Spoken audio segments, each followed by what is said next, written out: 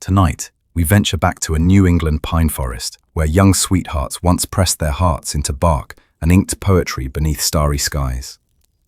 Let your mind drift with me to a time when every carved line whispered hope, when each letter etched in wood bore the promise of tomorrow. Now find your coziest spot, draw a soft blanket close, and let history's gentle heartbeat lull you toward peaceful dreams. The late afternoon sun filtered through the tall pines of the New England frontier, like golden embers drifting in still air. In the small settlement of Willow's End, slender cabins of cedar and oak stood in a loose semicircle around a frozen pond, where children's laughter once bounced across the ice in winter.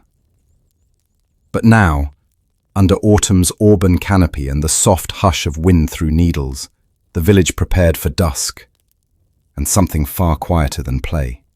Abigail Winslow moved between tree trunks as if in a dream. Her pale linen gown, trimmed with faded indigo embroidery, brushed low branches laden with hushed secrets.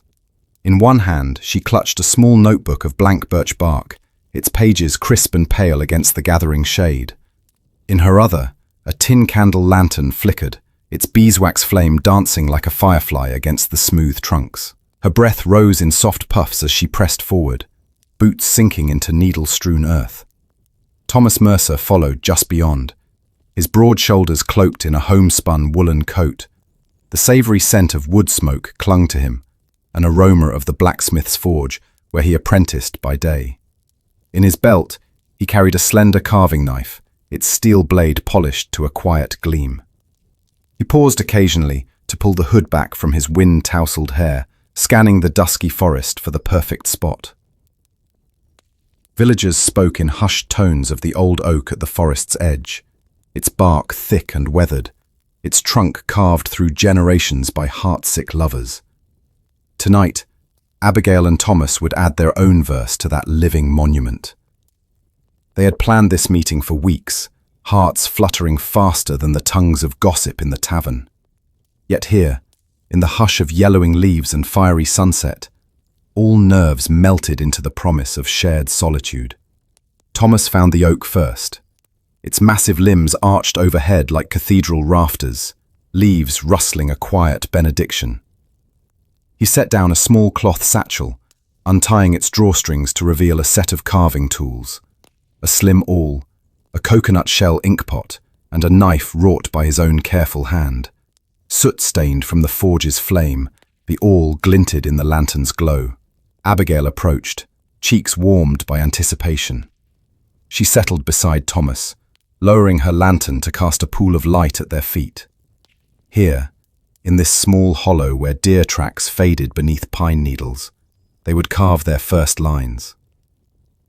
At her signal, Thomas sliced gently into the bark, each cut revealing the pale wood beneath the rough exterior.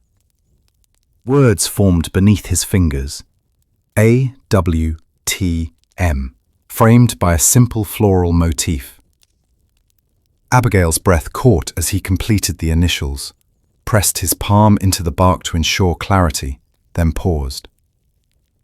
She took the awl, dipping its tip into ink, and traced a tiny rosebud beside their letters. Each stroke was deliberate, each petal a promise. The scent of fresh sap mingled with beeswax smoke, filling the clearing with an intimate hush. As they worked, the sky deepened from apricot to indigo. The first stars winked through gaps in the foliage, and a lone whippoorwill called from somewhere beyond the pond. Abigail's voice, soft as moth wings, broke the silence. Do you think they'll still see this 100 years from now? Thomas pressed the awl flat against the carved rosebud, nodding. If the tree lives on, yes, and if someone still cherishes such promises.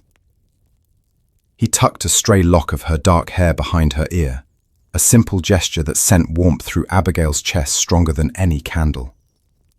They stood then, candle held high, and read their words aloud.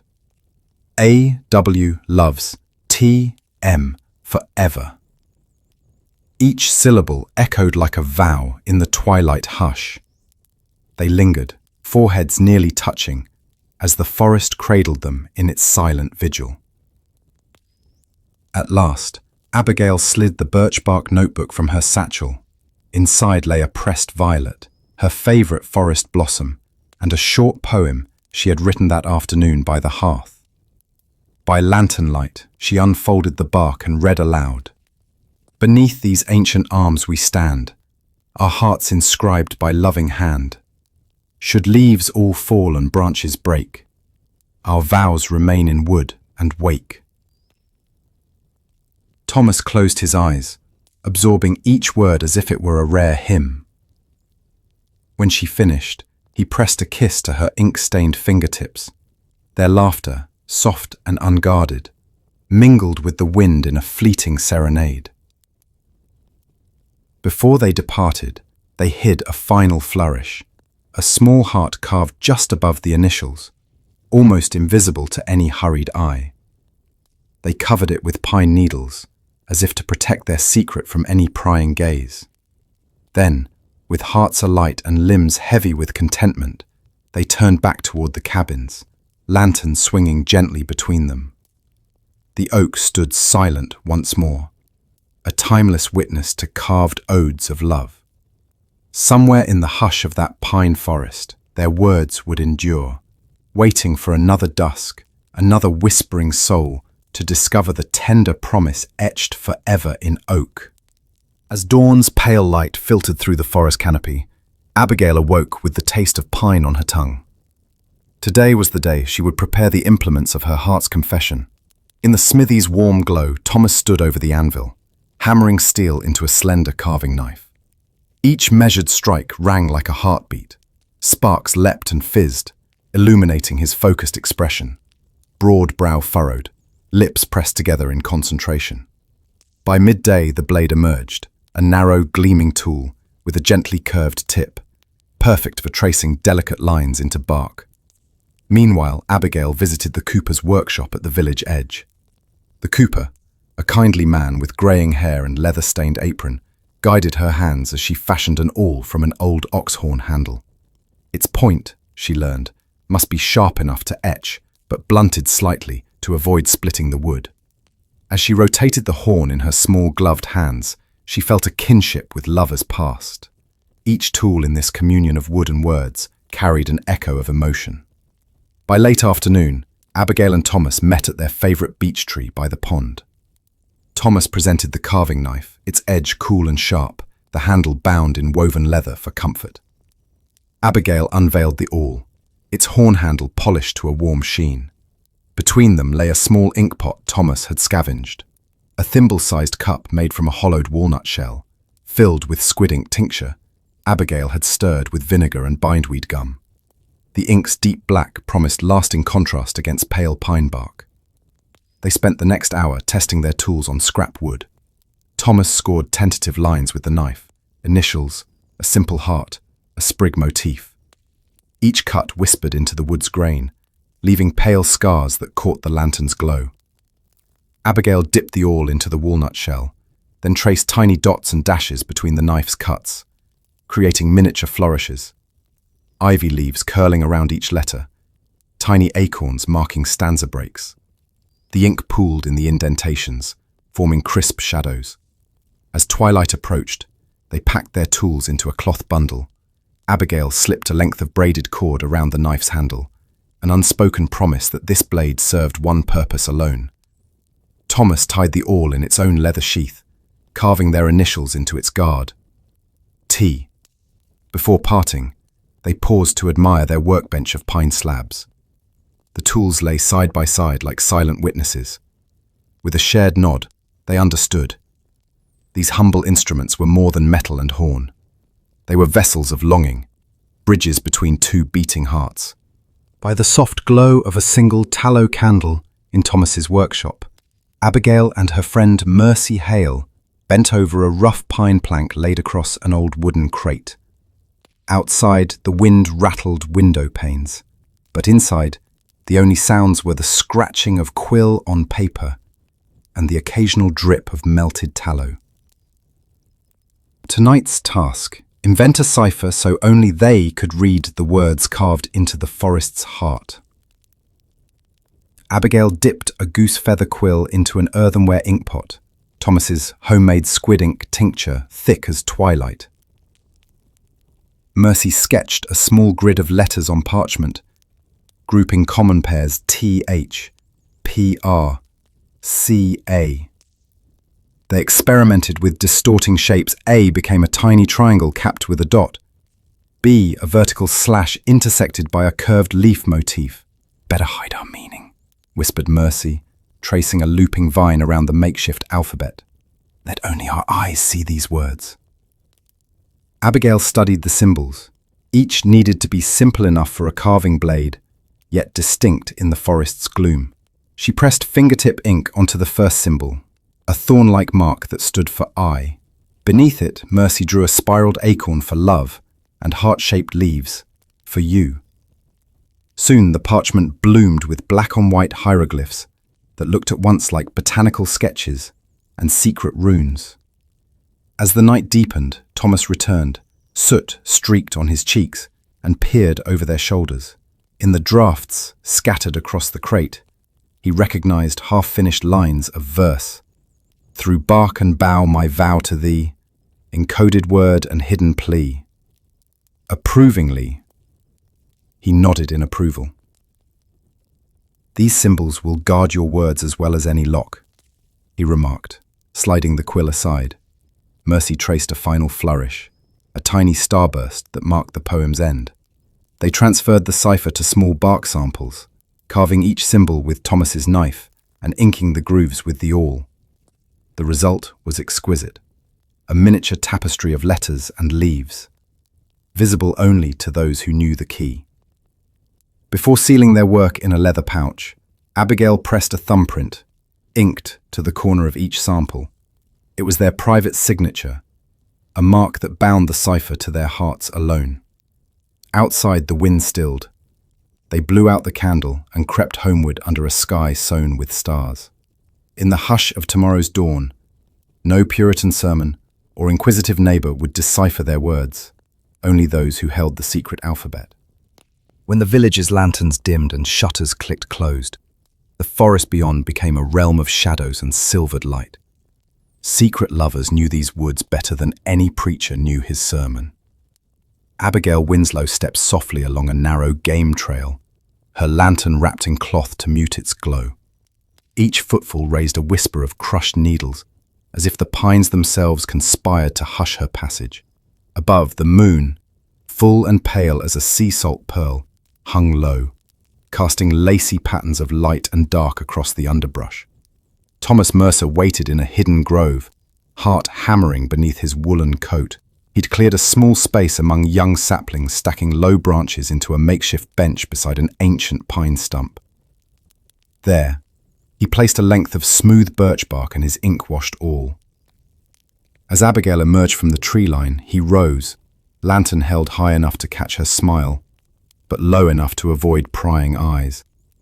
Their meeting spot was known only to them, a quiet pocket deep in the wood where the village's nightly patrol rarely ventured. Fireflies danced around them like living sparks. A distant owl hooted softly, a nocturnal choir to their furtive congress. They sank to the stump, shoulders brushing, and exchanged hurried whispers of longing. Thomas produced a slender sheet of birch bark inscribed with their cipher, the morning's draft now smoothed and trimmed. "Shall we leave another message for the morrow?" he murmured. Abigail nodded, hands trembling with excitement. By lantern light and moonbeam, they leaned close. Thomas carved the first lines, a message in their secret runes. "Under moon's watch we meet tonight, our hearts aflame in silver light." Abigail followed with ink dots and acorn motifs, framing the verse with tiny leaf clusters. Each symbol took breath on the bark, an intimate promise born beneath open skies. As they worked, a gentle wind stirred the treetops, sending a soft rattle that sounded like distant applause. When the last flourish was complete, Abigail pressed a blossom, freshly picked night-blooming cereus, against the ink to leave a faint floral stain. She tied the bark slip to a low branch with a strand of her ribbon, letting it sway like a lantern for some future traveler. Their work done, they lingered in silence. entwined by pine roots and moon shadows. Thomas brushed a curl from Abigail's forehead, and she closed her eyes, leaning into his warmth. For a moment, time paused, two souls suspended in the hush of midnight woods. Finally, they rose side by side, extinguished the lantern, and retraced their footsteps under the watchful moon. Behind them, the carved poem waited, an eternal echo of love whispered into oak and birch. Deep in their secret grove, Abigail and Thomas paused to unveil the fruits of their craft, a collection of carved birch and oak slips bearing tender verses. Each poem, fragile as the bark itself, was a window into colonial courtship, rich with images of dew-laced mornings, firefly-lit evenings, and the scent of wildflowers pressed between lines. Abigail's favourite read, "Awake, dear heart, with robin's song, my thoughts of you all night prolong. By dawn's first blush, in light of dew, my soul returns again to you." Thomas's own was more spare, each letter scored deeply. "Beneath this bark our vows endure, though storms may fall and woods obscure. Seek here at dusk, by sap and ring, my love carved true in every swing." They traced each line with reverent fingers, marveling how simple initials could bloom into living poetry. Abigail recited another fragment, Mercy Hale's playful quatrain, where acorn and leaf intertwined to speak of hope in every season. "When oak leaf fades and acorns fall, my promise stands despite it all. In winter's hush and summer's heat, my carved confession is complete." As they spoke, dawn's light filtered through pines, illuminating the ink-filled grooves. Tiny mosses had crept into some letters, softening edges like memory itself. Thomas carefully cleaned each slip, then tucked them into a satin pouch, cerulean blue, Abigail's mother's handiwork, before sealing it with a waxed thread and stamped initial. The poems revealed not only personal longing, but also a shared language of nature and devotion. In them, the forest became participant, its sap a natural ink, its rings a calendar of courtship, its animals silent witnesses. Abigail and Thomas realized this anthology would outlast their own youth, each carved line a testament to love's enduring echo in wood and word. Winter arrived in Willow's End with a hush of falling snow that blanketed fields and forest alike. Pine boughs bowed beneath fresh drifts, and the air tasted of frost and cedar. Abigail Winslow peered through her frosted window pane at the grove, where she and Thomas had carved so many promises. Now, in this season of bone-white stillness, the bark lay hidden beneath layers of snow, waiting for new declarations of love. Bundled in a fur-lined cloak patched from her mother's old pelt, Abigail set out at dawn. Each breath hung in the air like smoke, and her boots crunched over frozen needles. At the grove, she brushed snow from the old oak's trunk, revealing pale bark etched with initials half concealed by lichen. Thomas arrived soon after, his scarf trailing like a comet's tail, cheeks rosy from the cold. He carried a small brazier, an iron bowl on 3 legs, nestled in a wooden crate, and a bundle of kindling to stave off winter's bite. They worked side by side, Abigail using a horn-tipped awl she'd oiled with beeswax to prevent ice from cracking the wood. Thomas wielding the slender carving knife, its steel edge tempered for cold weather carving. Snowflakes drifted around them as they etched their new verse. "When winter's breath stills all the land, our vows stand firm by heart and hand. Carved in bark 'neath ice and pine, my soul and yours forever twine." The cold sharpened their focus. Each cut released a faint plume of sap that shimmered like crystal tears against the white canvas. Abigail paused to clear her breath from the brazier's flame and dipped the awl into ink heated by the coals, ensuring each groove held deep contrast against the bark's pale wood. As the afternoon waned, Thomas draped a soft wool blanket around Abigail's shoulders, stealing a kiss warmed by their shared heat. They pressed a sprig of holly beneath the final flourish, its dark leaves and red berries a festive accent that symbolized resilience through frost. Then they stoked the brazier's embers, warming their frozen fingers while admiring how the carving glowed against the snowy backdrop. Before leaving, they scattered pine cones around the tree's base, tokens of fertility and hope, to mark the season's turn. Abigail tucked a small slate tablet into her pocket, on which she inscribed their cipher key for safekeeping away from curious eyes. Thomas covered the carving's lower edge with a ring of moss, preserving their message until the snow melted. As they trudged homeward beneath the silent boughs, the forest seemed to hold its breath. In the white hush of winter, their words gleamed like a secret beacon, proof that even frost could not freeze the heat of entwined hearts. Word of the carved poems did not remain buried in forest hush for long. At dawn, as Abigail and Thomas tucked their satin pouch beneath her linen mattress, the village stirred with fresh talk. Midwives crossing the commons paused by the old oak and discovered the first slip nailed to a low branch. Innkeepers' boys found another pinned to the tavern door, ink still glistening in morning light. Before midday, every hearthside circle buzzed with speculation. Inside the Winslow parlour, Abigail's mother stirred oatmeal at the hearth while her aunt whispered of secret romances unfolding under pine boughs.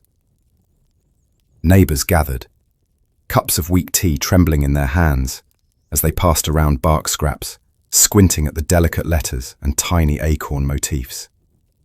Some frowned in disapproval, foolish youths wasting time on trifles, while others softened, remembering their own schoolyard yearnings. At the Cooper's house, Mercy Hale hosted a sewing gathering. Women bent needles into faded quilts, while one by one they inspected a carved poem Mercy had tucked into her basket. They mapped symbols on their fingers, intrigued by the hidden language.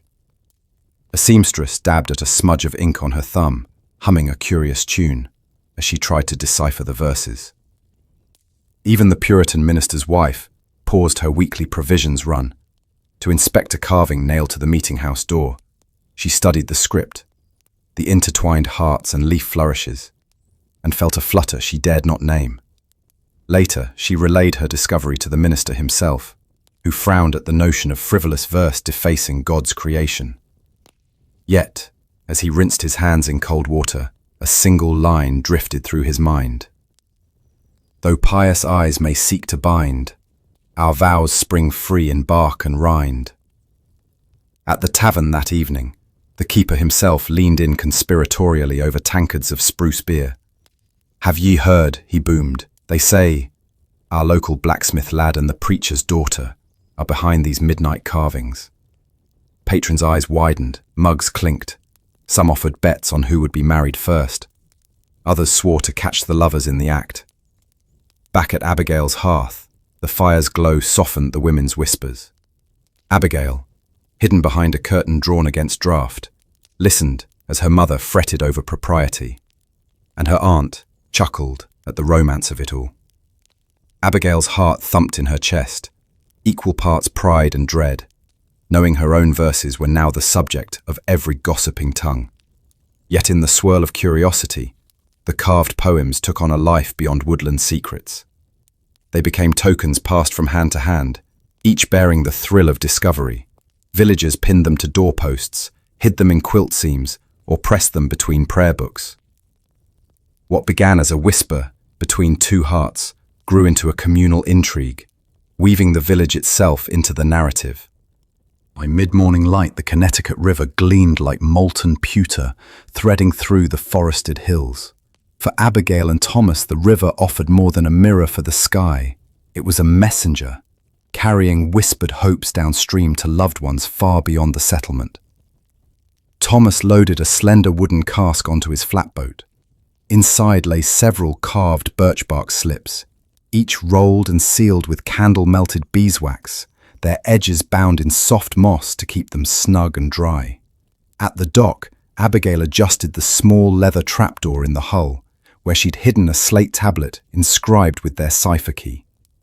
She pressed it into Thomas's hand, eyes bright with trust. "Should the cask drift into stranger hands," she whispered, "let only those with our cipher read what lies within." Thomas pushed off from shore, the boat's keel parting gentle ripples. Abigail knelt at the bow, her wool cloak trailing like a banner in the breeze. She dipped a hand into the cool water, then flipped a carved bark poem upstream, its tiny acorn motifs bobbing like bird calls before catching the current. "For the traveler who dreams of home," she murmured. Downriver, Currituck Bend, a seasonal trading post, bustled with Dutch traders and indigenous canoes. Thomas steered toward a familiar bark shelter where Longhouse emissaries exchanged pelts for iron tools. There, an Algonquin messenger awaited. He wore a beaded sash and carried a painted paddle. His keen eyes glanced at the cask with respectful curiosity. Thomas slid the sealed barrel ashore. In turn, Abigail handed the messenger a bark slip bound with cedar ribbon. He examined the carved lines, 2 initials entwined beneath a leaf motif, nodding solemnly. He tucked the slip into his pouch, then replaced it with a folded beaverskin letter, addressed to Willow's End, etched in French and wood smoke scent. As the messenger departed under rising gull cries, Abigail and Thomas watched the flatboat drift free, its burden set afloat like a paper lantern. The river swallowed it in a lazy curve, the current its only escort. That evening they gathered by the hearth with Mercy Hale and the minister's daughter, reading aloud a reply delivered by the river's backwash, a bark scroll dipped in river silt and stamped with birch tar ink. Its message spoke of distant kinship, shared longing, and a small parcel of tobacco seeds for planting at home. In that moment, the river ceased to be mere water. It became a thread weaving settlements together, carrying bark-bound poetry and tokens of devotion across miles. Abigail folded the reply carefully, pressing it to her heart. Even when separated by forests and tides, their carved words and the river's faithful current ensured love found its way home. The salt breeze carried the tang of brine and promise as Abigail and Thomas arrived at SPEEY harbour, where tide-worn docks creaked beneath lobster traps and gulls wheeled overhead. Here, the ocean's rhythms dictated life. Dawn's fishing boats at full sail, tide pools brimming with shore crabs, and the steady heartbeat of waves against pilings. Yet even amid nets and barnacled posts, lovers found a way to carve their devotion into driftwood and stone. Abigail stepped onto a wide plank dock, her woolen cloak speckled with spray. She fingered a piece of bleached driftwood, smooth from months of tumbling in surf, its grain etched by salt and sun. Thomas bore a bundle of oyster shell ink pots, carved from discarded shells and filled with squid-ink tincture she had fortified with vinegar. Together, they sought the perfect canvas, a low stone breakwater where fishermen sharpened hooks and merchants tied their skiffs. Under a sky shot with gull calls, Thomas anchored the driftwood against the rough stone. He traced their initials in bold strokes, A, T, encircled by a rope motif, a nod to the sailor's own braided lines. Abigail dipped her oyster shell into ink and signed beneath. In every rising tide and falling wave, my heart sails forth to meet the brave. Each letter gleamed jet black against wood pale as gull wings. As she worked, a fisherman paused, leaning on his oar, watching with mild curiosity. He tipped his hat, then turned away, respecting the solemnity of carved promises. As afternoon light warmed the harbour, Thomas produced tiny pebbles, smoothed by the sea, into which he carved matching verses. He lined them along the breakwater's edge, where each incoming tide would lap against their words and carry away any doubts. Abigail added protective runes, floral spirals and shell motifs, along the pebbles' borders, ensuring their messages would endure salt's corrosive caress. Nearby, a merchant ship's captain observed from the deck of a Dutch sloop, his embroidered velvet coat sleeves glinting in the sun. Intrigued, he hailed them. "Your carvings speak of love. Are they for the sea or for someone ashore?" Thomas offered a shy smile. "For both, sir. The sea connects hearts as surely as it separates them." The captain nodded thoughtfully. "May the tides carry your vows safely." He dipped his cap in farewell, and Abigail felt the thrill of having their secret witnessed by distant sailors. As dusk approached, they packed their driftwood and pebbles into a small crate. Abigail slipped a final driftwood shard into her pocket, on which she had carved a tiny anchor symbol beneath their initials, promising to gift it to Thomas's mother at the next town fair. Thomas lit a lantern that cast dancing reflections across gently rocking boats. Before leaving, they scattered oyster shells, each engraved with a single acorn motif along the dock, leaving behind delicate markers of their visit. With hearts buoyed by salt-sweet air, they turned inland, the harbour's cry fading to a soft lullaby in their ears. In the echo of gull wings and gentle breakers, their carvings would remain, a seaside testament to love's far-reaching tide. Years passed, and the carved bark poems moved from hidden groves into the centre of family life. Abigail and Thomas married beneath the same ancient oak where their courtship began. Their bark slips, once tied to branches, found new homes pressed between quilted album pages and tucked into cedar-lined chests. Each fragment of oak and birch became a treasured heirloom, passed from mother to daughter, father to son, binding generations in love's quiet tradition. On the eve of their 5th anniversary, Abigail invited Mercy Hale and the minister's daughter to her parlour. Flickering candlelight danced across the high-backed chairs as she unveiled a finely bound journal of polished bark leaves. Its cover, stenciled with a delicate leaf motif, bore their initials intertwined, A-T. Inside lay the first poems they carved and dozens more collected over the years, winter verses etched on snowy evenings, driftwood odes from coastal visits, and river-borne messages that once floated free. Mercy traced her finger over a line of ivy carved by Abigail's own hand. In bark and leaf, our stories lie, a forest's breath that cannot die. The minister's daughter, now married and expecting her first child, pressed a hand to her rounded belly. "Imagine a time when our little ones read these lines by hearthlight," she whispered. Each guest smiled, envisioning future descendants unfolding these fragile pages beneath oil lamps, tasting the same wonder their mothers felt decades ago. That night, Abigail secured the journal inside a cedar trunk, its aromatic wood chosen to repel insects and preserve fragile bark. She placed a sprig of lavender and a sachet of powdered charcoal between the pages, ancient remedies against decay. Outside, Thomas stood by the hearth, polishing the iron lock on the chest that bore his family's crest. He wound a length of braided leather around its latch, an echo of the ribbons once tied to tree limbs. As the trunk locked with a Abigail and Thomas exchanged a look of quiet triumph. They had transformed fleeting odes into timeless artifacts, hardwood heirlooms that spoke of love's endurance. In the glow of the hearth, the bark's silent verses seemed to shimmer, promising that long after their own hands eroded and their voices fell silent, these carved words would continue to whisper in the fibers of family memory.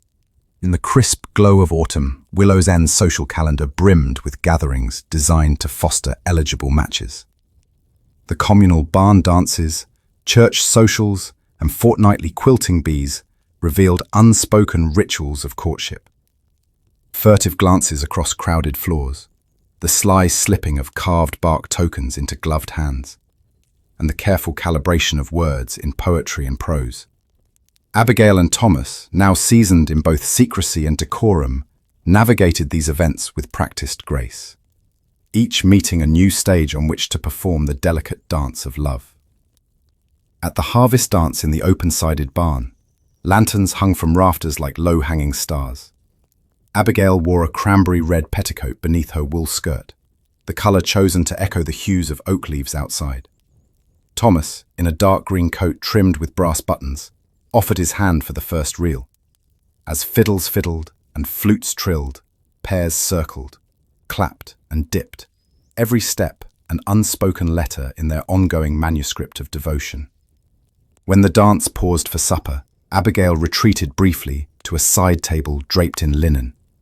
There, she retrieved a slim strip of birch bark, folded into her muff, and carved a tiny heart with Thomas's knife.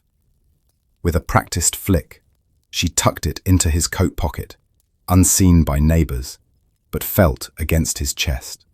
Thomas responded later by slipping a parchment poem into Abigail's stocking, ink still drying on the graceful script. As moonlit dances weave through night, our steps unite in soft delight.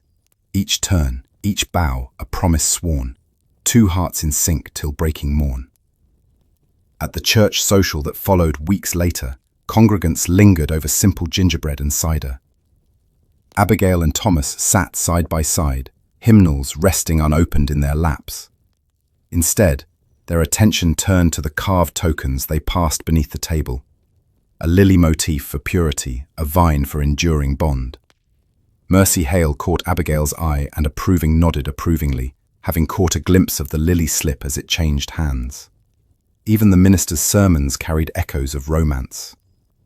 After admonishing against worldly distractions, he praised the sanctity of covenant, echoing Abigail and Thomas's commitment, though he could not know its secret form. The minister's daughter, seated across the aisle, slipped a knowing glance at Abigail before turning solemnly to hymn lyrics. By the time the quilting bee arrived, the ritual had evolved.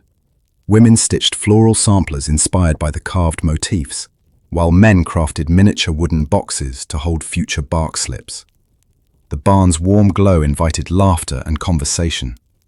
But everywhere one looked, hidden beneath hoops and heat of the hearth, lay symbols of courtship, tiny hearts, acorns, and intertwined initials. As the evening waned, Abigail and Thomas strolled home under moonlight, lanterns swinging between them. They spoke little, content in the silent communion of shared tradition. Each ritual, dance, token, verse, wove another thread in their tapestry of love, binding them not only to each other, but to the community's heartbeat. In Willow's End, courtship was both private vow and public ceremony, a harmonious interplay of carved bark and communal ritual that celebrated love's manifold expressions. Centuries later, in climate-controlled museum vaults and dusty historical societies, the carved bark poems of Willow's End have resurfaced as unexpected treasures. Scholars in crisp lab coats and white gloves gently lift fragile fragments from acid-free boxes, revealing faded initials and tiny floral motifs once pressed into living trees. Each slip is a whisper from the past, a testament to two hearts defying strict Puritan norms. Dr. Eleanor Blackwell, a lank-haired preservationist wearing a navy blazer and magnifying loupe, examines a chipped birch fragment under ultraviolet light. The ancient squid-ink still glows faintly, the carved acorn motif casting soft shadows. She records every detail: groove depth, ink composition, bark, thickness, knowing that each measurement helps reconstruct not just words, but 17th century courtship rituals. Nearby, graduate student Marcus Ruiz, in a corduroy jacket and sneakers, photographs the piece in high resolution, while, humming softly, an old folk tune about lovers beside pine trees. At the local historical society, curator Mildred Thorne arranges an exhibit titled Whispers in the Wood. Under glass cases, bark poems lie beside Samuel Sewell's diaries and a battered carving knife, believed to be Thomas Mercer's. Visitors lean in, reading the faded verse. Beneath these rings of sap and wood, we pledged what only hearts have could. Schoolchildren squeal with delight when given paper birchbark bookmarks to carve their own initials, while elders in knitting circles share knowing smiles. For some, the display is mere curiosity. For descendants of Abigail and Thomas, now residents of modern Boston, it's a revelation.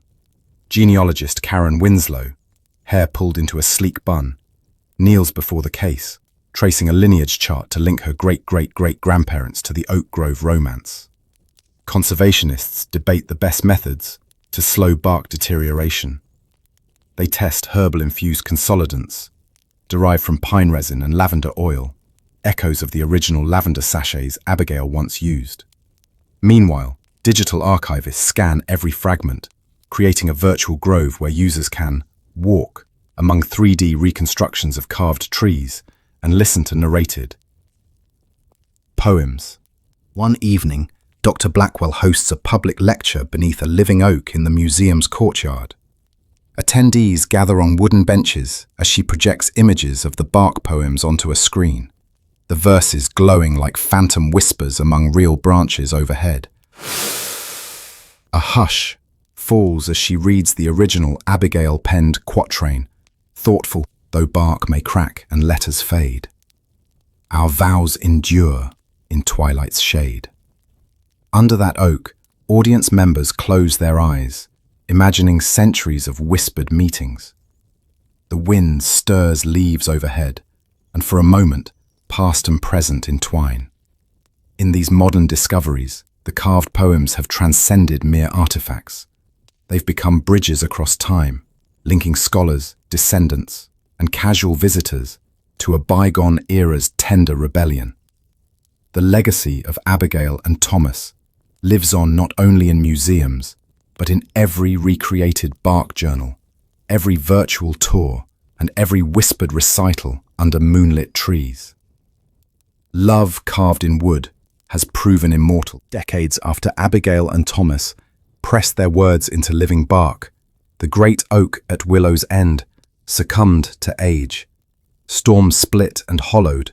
Its once majestic limbs lay prostrate across the forest floor, heartwood exposed to sun and rain. Yet even in decay, its stories endured.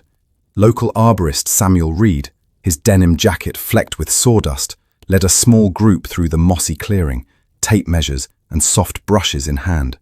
With gentle strokes, they uncovered whispered initials and half-erased verses, sap-darkened letters blossoming against pale wood grain. Among the onlookers stood Eleanor Winslow, Abigail's great-great-granddaughter, in a tailored coat and scarf patterned in her ancestors' favourite blue. She knelt by the stump, fingertips tracing the groove of a half-faded line. Though time may toll each ring in turn, our love's pulse still beats where bark once burned. Her voice cracked as she read aloud, connecting past and present in a single breath. A graduate student photographed the carving, while Samuel gently cleared lichen with a soft bristle brush, preserving every millimeter of text. That afternoon, under Samuel's guidance, Eleanor planted a young oak sapling beside the ancient stump, a living heirloom destined to bear fresh carvings generations hence. She carved her own vow into a small stake at its base. As roots take hold, so do our hearts. New bark awaits tomorrow's art. The group hushed as she wrapped ribbon, dyed a soft indigo like Abigail's first gown, around the sapling's slender trunk. Nearby, children from the local school scattered acorn shells in a circle, symbolizing renewal, while an elder recited the original 17th century quatrain. As dusk fell, the clearing glowed with lanterns hung on surveyed stakes, charting each discovered carving's location. Eleanor stepped back, surveying the scene, the fallen titan, its scars now catalogued. The infant oak, its promise shining in lantern light. In that moment, timber and time entwined, fading words preserved by human hands, new bark ready to receive tomorrow's declarations. Seasons turn and centuries roll away, yet the carved verses of Abigail and Thomas continue through Willow's End. Each spring, descendants and curious travelers gather beneath the rebuilt oak grove, now ringed by saplings planted over generations to honor the tradition of love in the bark. Lanterns hang from low limbs, casting warm pools of light on smooth trunks. This year, a young couple, Amelia Hart and Samuel Winslow, a distant relation, approached the oldest tree, its bark grey and furrowed. Their hands trembled as they lifted a brass plaque inscribed with Abigail's original quatrain. They read aloud in unison. Though bark may crack and letters fade, our vows endure in twilight's shade. Silence fell. Then Amelia, in a gown of soft moss green, produced a polished birch tablet and a small carving knife. Samuel, wearing a woolen vest patterned with acorn motifs, held the brackets steady. Together, they inscribed new lines. As timber grows and seasons dance, our love renews with each new chance. Around them, children pressed their own initials into young trunks under their parents' tutelage. Artisans sold handcrafted awls and inkpots, and the local choir sang folk melodies inspired by colonial-era poems. A historian in spectacles recounted the tale of Abigail and Thomas, weaving context for newcomers. In the afternoon light, Dr. Eleanor Blackwell, now retired, handed out sapling cuttings from the ancient grove, each tagged with a slip of birch bark bearing a carved AT motif. Visitors tucked these into pockets, planning to plant them in gardens far away, ensuring the legacy branched outward. As dusk softened into evening, lantern bearers led a procession through the grove. Each participant carried a flickering light, illuminating the carvings and casting dancing shadows. At the far end, a stone bench bore a plaque. Where two hearts first met, may all who carve here know love's lasting echo. The ceremony closed with a hush and the crackle of a communal fire. Guests sipped spiced cider as embers glowed beneath the ancient limbs. In that circle of warmth and witness, the grove felt alive. Timber and time entwined, fading words and fresh carvings, entwining past, present, and future in a single breath.